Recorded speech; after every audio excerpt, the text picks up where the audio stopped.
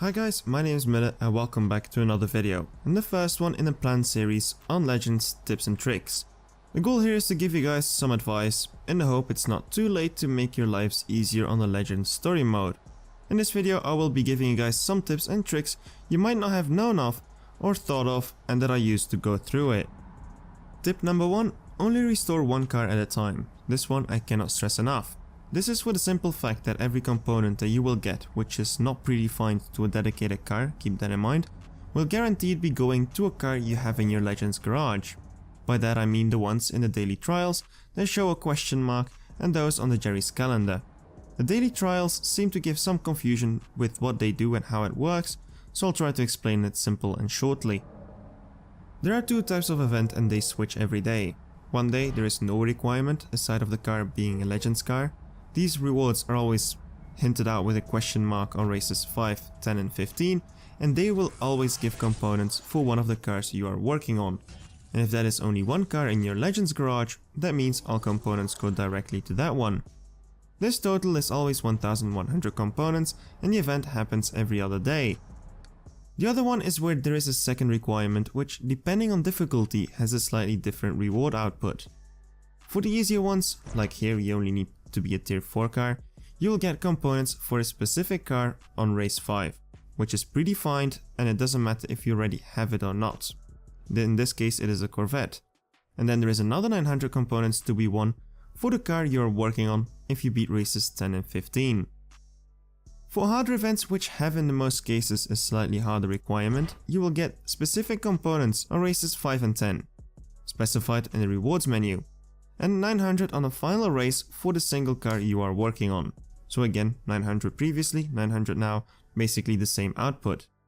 These alternate between one another as well, so every 2 days you should be getting 2000 components or 1000 a day average.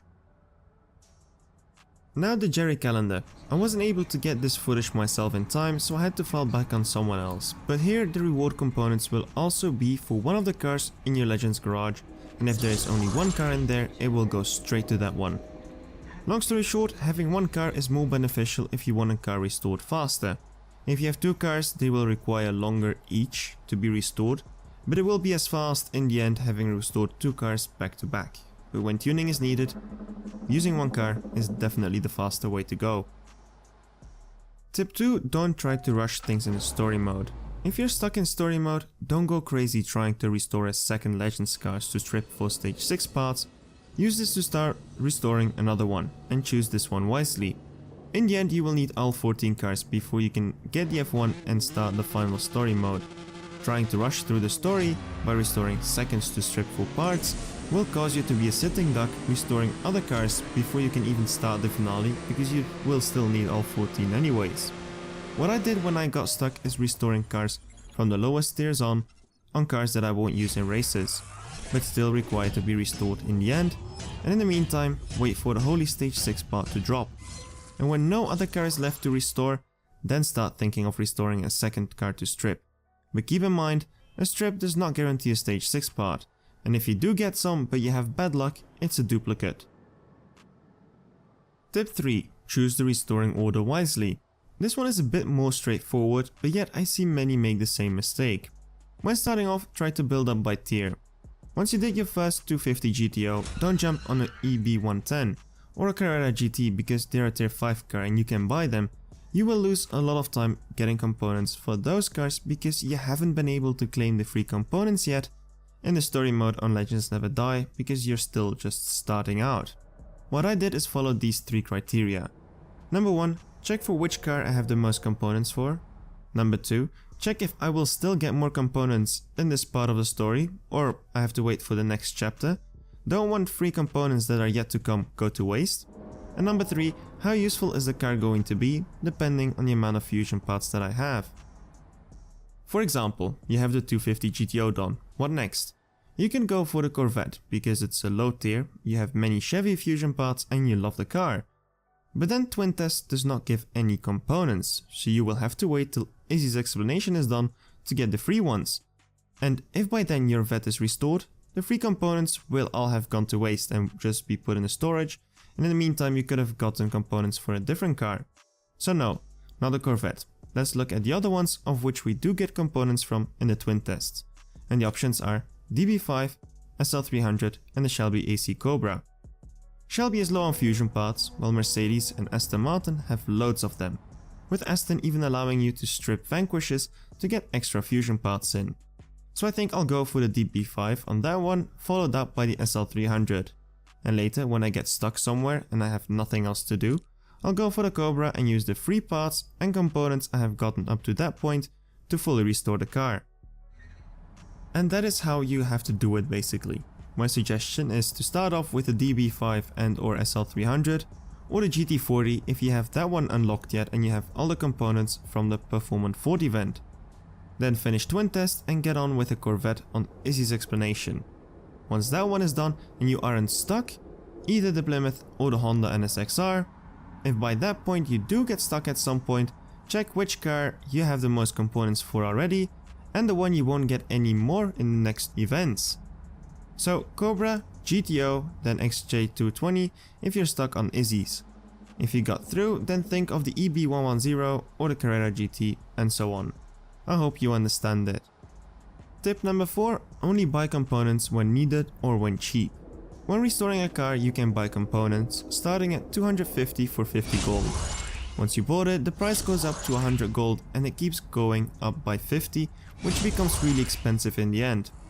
When you then restore a part and it gets delivered, the value is reset back to 50. But is it worth it? What I always did is only buy the 50 each time, just because 50 is won back easily, but it does not have that much extra really. If you do it 4 times, example over 4 days, it will save you only 1 extra day from doing a trial, so you will have the car done a day earlier than regular. Was it worth it to 200 gold or even more? That is up to you. I would suggest to only do it when you are very close to finishing a certain part, or you are like 100 short or something and you don't want to wait for the next day, or you got plenty and don't mind spending the 50 or 150 once in a while. Tip 5. Don't use the crates. This is something I've learned from experience. The crates are not worth it, the drop rates are low and the chance you will ever get what you need is even lower. Save the keys for Evo Cups, Golden Cups, Prestige crates or Milestone crates, as those crates are only there for a limited time. And if you do pull something decent, it is more rewarding than the Legends crates, which will never go away anyways, so they won't run.